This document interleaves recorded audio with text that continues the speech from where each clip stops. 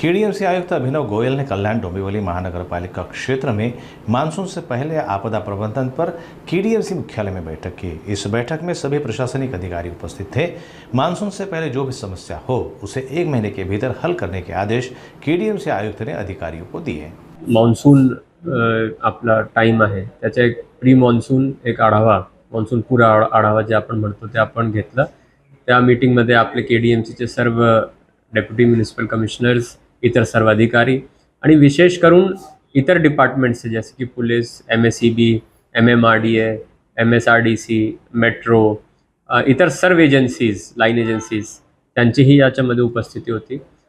विशेष करून आता जे मान्सून येणार त्याच्यामध्ये आपत्ती निमित्त आपली काय प्रिपरेशन्स आहेत, आपली काय तयारी आहे याच्याबद्दल आपण डिटेल आढावा घेतला। आपत्ती निमित्त आपण डिझास्टर मॅनेजमेंट प्लॅन्सही तयार केलेले आहेत।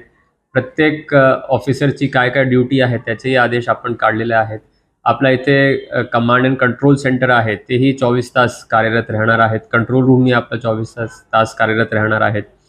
त्याचबरोबर जे काही इश्यूज नेहमीच येतात, काही ठिकाणी पाणी जाते, काही ठिकाणी फ्लडिंग होत असते, काही ठिकाणी रस्त्यांचे काम चालू असल्यामुळे वाहतूक कोंडी होते, या प्रकारचे जे सगळे इश्यूज आहे याच्यावरही चर्चा करण्यात आली आणि पुढचे 1 महिन्यात ते सगळे सॉल्व्ह करून नागरिकांना कुठल्याही प्रकारची अडचण येणार नाही असे आपण आज सविस्तर चर्चा केली।